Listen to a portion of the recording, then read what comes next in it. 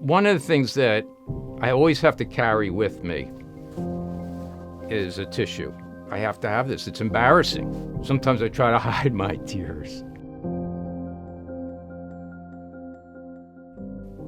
When I was 9 years old, my mom, myself, my younger brother and sister got on a plane from Florida, where we live, and we went to Philadelphia. All I knew was we were not going to see my dad anymore, that they were separating. We lived with my great aunt, my great grandmother, my cousin, and of course my younger brother and sister and mother. In many ways it was a crazy household, but it was a Jewish household. We had a lot of fun. In fact, we even celebrated with a Hanukkah bush around the Christmas season. It was necessary to go to Hebrew school. It was necessary to go to Shabbat services to be bar mitzvahed. And once you're bar mitzvahed, you're free. That was my understanding. Anti-Semitism was it was rampant when I was a kid. It was the white kids with the crosses that you had to be careful about, and usually ended up running the other way because they were the bullies in my school. We were really, there were the Jewish people and there were the Gentiles. So I naturally just learned to stay away from the cross. And that's why I was so curious too, what was in the New Testament that made people act like that? So I would ask a lot of questions and learn a lot about the scriptures, and discovered that the New Testament was written by Jewish people, which shocked me, and that Yeshua, Jesus, is actually Jewish. Jesus is Jewish? Wait a second. The New Testament was also written by Jewish people. What? The apostles were Jewish. What? I could not believe it. So I started reading everything I could get my hands on and learning as much as I could about it. I was getting it up here, but it definitely was not here. Got through college, got through dental school, and then did an anesthesiology residency, which I really enjoyed. But again, I was very busy and very distracted. And I remember thinking, if I really ever need God in my life, I will just go back to it. Something happened that I had no control over at all. It was 4 years ago, and my son Daniel died, 23 years old.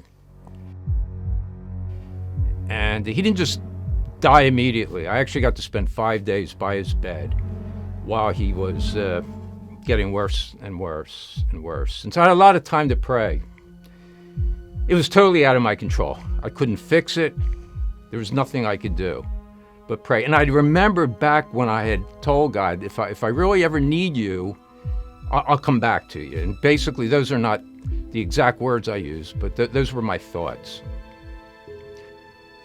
This pushed me. Literally, I was on my knees. It was not voluntary. And when I had to say goodbye to him, knowing that that was it, I could not walk. Now, I'm used to being in control. I'm used to dealing with things. This was something that I totally yielded to God for. I asked God a couple of things. I said, please, I don't want his dying to destroy my wife and my other son, Isaac, or my life. I've seen too many people become victims to this. I just ask for his strength and his power just to get through this. And I also asked, if possible, please, we need good to come out of this. Somehow good has to come out of this, and only you can do that. Now, Daniel had depression most of his life. And so he found, as he got older, that drugs will give him a temporary relief from that depression. It was really sin that killed my son, and sin in the world, and it just reflected back sin in my life. I came to understand what accepting Yeshua really meant in my life. I knew that I needed to kind of put my will aside and start doing God's will. The overwhelming peace that I experienced would have been enough.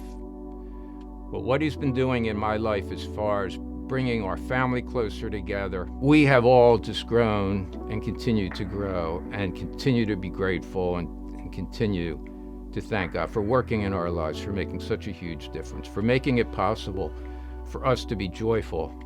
I'm also so much more empathetic toward other people that have suffered a loss, and I'm able to sit with them and just be still and just pray with them and just offer comfort to them. On so many different levels, I've really been blessed.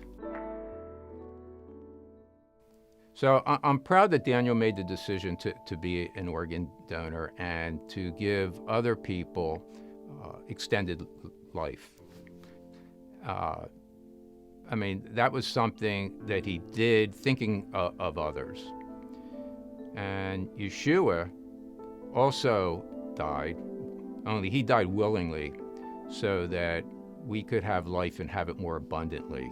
No matter who we are, wherever we have been, whatever we've done in our lives, there's no sin great enough that he cannot forgive.